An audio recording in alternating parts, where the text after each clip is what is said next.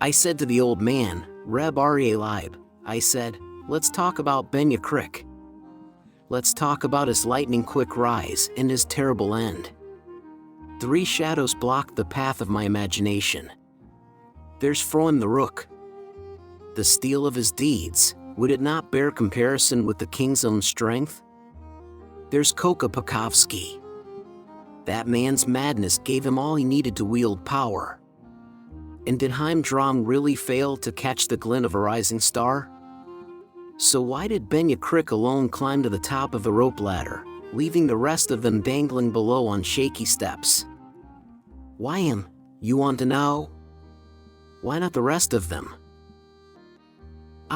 Imagine for a moment you're a tiger, a lion, a cat. You can spend the night with a Russian woman and know that you've left her satisfied. You're 25 years old. If the sky and the ground had rings attached, you'd grab those rings and pull the sky down to the ground. And your papa, he's the Draymond Mendel Crick. What's a papa like that think about? He thinks, this papa, about a nice glass of vodka, about landing a punch to the mug, don't matter whose, about his horses, and that's all.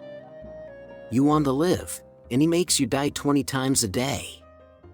What would you do in Benya Crick's shoes? You wouldn't do a thing. But he did. And that's why he's the king, and you just thumb your nose behind people's backs. And so Benchik, he went to Froim the Rook, and he said, take me in. I want to moor at your dock. The dock I moor at, it won't be sorry. So the gangsters had a council to think over Benya Crick. What's he got under his cap, this Benchik, asks the late bull. And the one-eyed rook, he gives his opinion. Benya, he doesn't talk much, but what he says, it's got flavor. He doesn't talk much, but when he talks, you want he should keep talking. Is that so? The late Lyavka cries out. Well, then, let's try him on Tartakovsky.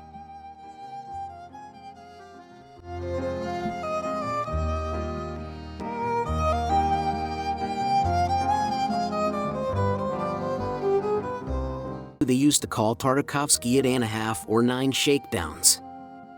They called him Yid and a half on account of the fact that no single Jew could contain the guts and the gelt that Tartakovsky contained. He was taller than the tallest policeman in Odessa, thicker than the thickest Jewess. And 9 shakedowns they called him because the firm of Lyavka the Bull and Company had tried not 8 and not 10, but exactly 9 times to shake down his concern. Tartakovsky's soul is a killer's soul, but he's one of us. He's our kind. Blood of our blood, flesh of our flesh, as if we were born to the same mama. He's got half of Odessa working in his shops. And he's suffered plenty at the hands of his brethren from Moldavanka. Twice they kidnapped him for ransom, and once, during a pogrom, they buried him with a choir. Tartakovsky, at Sofiaskaya Street, he came across a funeral procession with a choir. So he asks, who are they burying with a choir? And someone tells him they're burying Tartakovsky. Well, when the procession finally got to the cemetery in Slobodka, our boys grabbed a machine gun out of the coffin and let the thugs have it. Yid and a half was scared to death. And what boss wouldn't be scared in his shoes? Now, shaking down a man for the 10th time, after he's already been buried once, is a rude thing to do. Benya, who was not yet the king, mind you, understood this better than anyone. But he told the rook yes, and that very day wrote Tartakovsky a letter, which read like all letters of that sort, My dear Reuben Osipovich, please be so kind as to place, by this Saturday, under the rain barrel, and so on. In case you refuse, as you've allowed yourself to do lately, what awaits you is a great disappointment in your family life. Respectfully, your acquaintance Benzian Crick. Tartakovsky, he didn't drag his feet, he responded right away. Benya, if you were an idiot, I would address you as an idiot. But I don't know you for an idiot, and God forbid you should be known for one. Your friend, and a better one than you think, Reuben Tartakovsky. Yid did his part.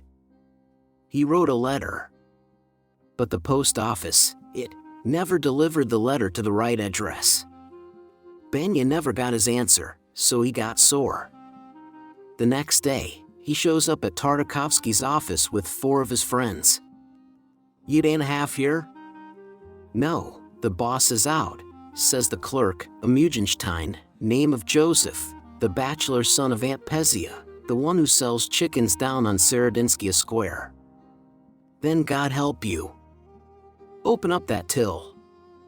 Benya orders, and what you have then is an opera in 3 acts. Wants to play Rothschild, does he? Benya says about Tartakovsky. So let him burn. You tell me, Mugenstein, tell me as a friend, the man gets my business letter, and what? He can't fork out 5 kopecks and take the tram to my place, have a shot of vodka with my family and a bite of whatever God sent us? He couldn't come out and tell me what was in his heart? You get me, Mugenstein? I get you, Mugenstein says, and that was a lie, because he had absolutely no idea why Yid a rich man, a big shot, should take a tram to break bread with the family of Mendel Crick the drayman. And all the while misfortune was drifting beneath the windows like a beggar at dawn. Then misfortune bursts into the office with a terrible noise. And though this time it takes the form of Savka Butsis, a Jew, it's as drunk as a water carrier. Sorry, I'm late, Benchik. And he starts stamping his feet, waving his arms. Then he fires his pistol, and the bullet hits Mugenstein in the belly. Now, what can you say about that? There was a man, and the man is no more. An innocent bachelor, he lived like a bird on a branch, and a fool thing like that robs him of his life. Along comes a Jew looking like a sailor, and he goes and fires a shot not at some bottle for a prize, but right in a man's belly. What can you say about that? Everybody scram! Benya shouts and runs out after the rest of them. But before they split up, he tells Butsis, I swear on my mother's grave, Savka, I'll put you in the ground right next to Mugenstein. But it couldn't be helped. Mugenstein died that same night.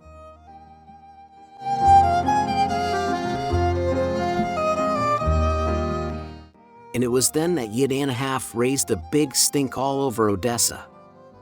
Where do the police start? He howled. And where does Benya stop? The police stop where Benya starts, reasonable people told him, but Tartakovsky, he wouldn't calm down. Someone jumps out and heads into the kitchen, where little Aunt Pezia is writhing on the earthen floor. Yid in there, sitting on a chair and waving his arms. You rotten hood, he shouts when he sees the guest. You dirty gangster, may the earth spit you out.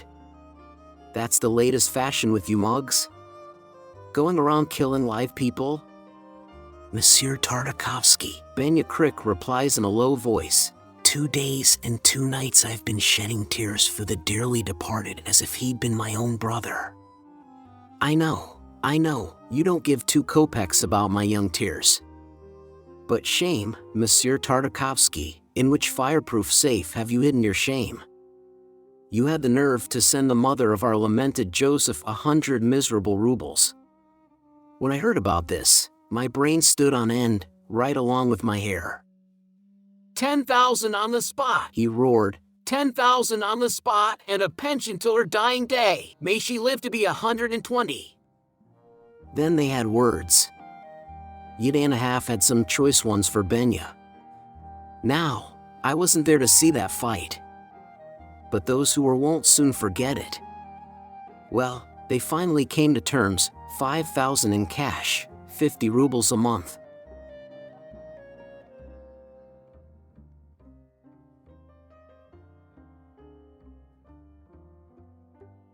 And they held the funeral the next morning. Behind the elders came members of the Society of Jewish Shop Clerks, Flanking Aunt Pezia on one side were the poultry women from the old market, and on the other the esteemed milk women from Bubiavka, wrapped in orange shawls. They stamped their feet like gendarmes on holiday parade. Their broad hips smelt of milk and the sea. And behind them schlepped the employees of Reuben Tartakovsky. There were 100 of them, or 200, or 2,000. Came flying around the corner. For men got out from under the red roof and, stepping quietly, carried a wreath of roses such as you've never seen up to the hearse. And when the service was over, these 4 men hoisted the coffin on their shoulders of steel and marched off, eyes burning, chests stuck out, beside the members of the Society of Jewish Shop Clerks. And up ahead, in front of everyone, marched Benya Crick, who wasn't yet the king to anyone, mind you. He reached the grave first, ascended the little mound, and stretched out his hand. "I want to make a speech," Benya Crick said. And a speech he made. "After we pray for our poor Joseph, I ask you to accompany Savily Butsis, unknown to you but already lamented, to his grave." Away from Savka's grave, they took off running as if from a fire. They fled in phaetons, in carts and on foot. And only the 4 men who'd come in the red car drove away in it. The horn honked its march, the engine rumbled, and the car sped away. "The king," said lisping Wasika. "Now you know everything. You know who first pronounced the word king. It was Wasika."